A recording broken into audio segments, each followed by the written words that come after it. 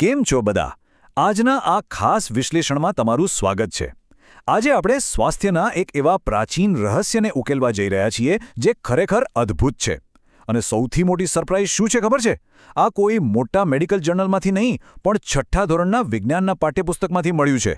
હા, બિલકુલ સાચું સાંભળ્યું તમે. તો ચાલો જોઈએ કે આ પ્રાચીન ભારતીય ડહાપણ આજના આપણા મોડર્ન ડાયટ માટે કેટલું કામનું છે. તો ચાલો સીધી જ શરૂઆત કરીએ. જરા આ ક્લાસરૂમના દ્રશ્ય પર નજર નાખો. બાળકો વ્હાઇટબોર્ડ પર લખેલા આજનો વિચાર એટલે કે થોટ ઓફ ધ ડેને જોઈ રહ્યા છે. આમ જુઓ તો આ એકદમ નોર્મલ સ્કૂલનો દિવસ લાગે, ખરું ને? પણ એ બોર્ડ પર જે લખ્યું છે ને, એ માનવ અસ્તિત્વના સૌથી મોટા અને મૂળભૂત સત્યોમાંનું એક છે. અને આ જ સત્ય આપણા આખા વિશ્લેષણનો પાયો બનવાનો છે. બોર્ડ પર તૈત્તિરીય ઉપનિષદનું એક ખૂબ જ સુંદર વાક્ય લખેલું છે, અન્નેના જાતાની જીવંતી. હવે આનો સીધો અર્થ એવો થાય કે પૃથ્વી પરના તમામ જીવો ખોરાકમાંથી જ જન્મે છે અને ખોરાકથી જ જીવે છે. આ કોઈ નાની સૂની વાત નથી. આનો સીધો મતલબ એ છે કે ખોરાક એ માત્ર આપણું પેટ ભરવાનું સાધન નથી, બલકે તે આપણા અસ્તિત્વનો, આપણા જીવનનો શાબ્દિક પાયો છે. આપણે જે છીએ તે આપણા અન્ન થકી છીએ. અને આ જ વાત આપણને એક સદીઓ જૂના કોયડા તરફ લઈ જાય છે. પ્રાચીન ગ્રંથોમાં એક પ્રશ્ન વારંવાર પૂછવામાં આવ્યો છે, જાણે કે કોઈ લયબદ્ધ કવિતા હોય. કોરુક, કોરુક, કોરુક. આનો અર્થ થાય છે ખરેખર નિરોગી કોણ છે? સાચા અર્થમાં સ્વસ્થ કોણ છે? આ એક એવો કોયડો છે જેને ઉકેલવા માનસ સદીઓથી મથામણ કરી રહ્યો છે.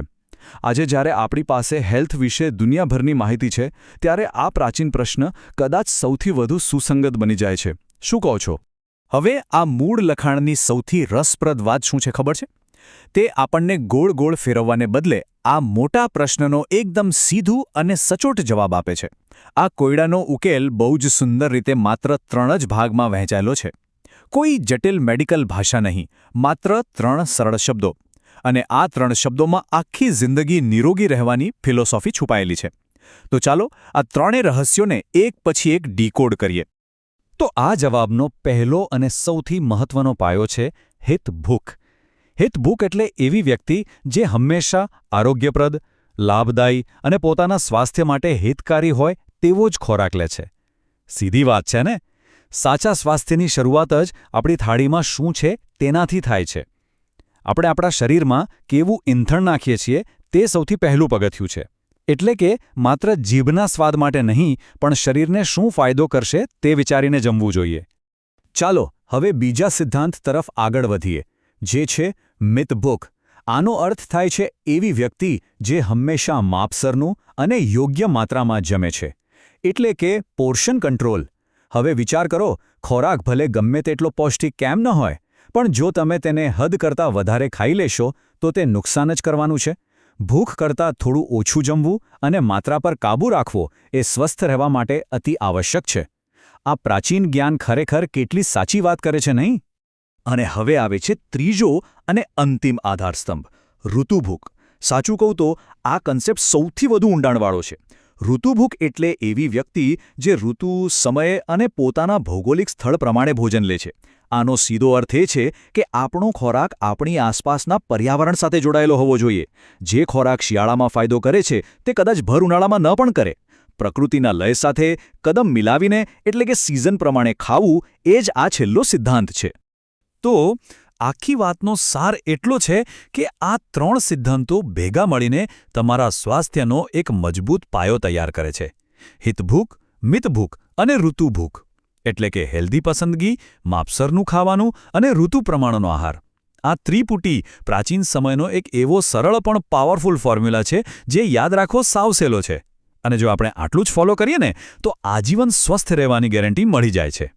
હવે આ બધી ફિલસૂફી તો સમજી લીધી, પણ મોટો પ્રશ્ન એ છે કે આને આપણા રોજિંદા જીવનમાં અમલમાં કેવી રીતે મૂકવી, બરાબર ને? તો અહીંયા જે સાપ્તાહિક ફૂડ ડાયરીનો ચાર્ટ છે તે સીધો જ પેલા પાઠ્યપુસ્તકમાંથી લીધેલો છે. આ ચાર્ટ આપણને શીખવાડે છે કે આ જ્ઞાન માત્ર ચોપડીઓમાં ન રહેવું જોઈએ. સોમવારથી લઈને રવિવાર સુધી આપણે આખો દિવસ શું ખાઈએ છીએ તેનું જો એક લિસ્ટ બનાવવામાં આવે તો આ પ્રાચીન સિદ્ધાંતોને પ્રેક્ટિકલી અમલમાં મૂકવાનું આ એક જબરદસ્ત પગલું બની શકે છે. હવે અહીંયા આપણે બધાએ થોડું મનોમંથન કરવાની જરૂર છે.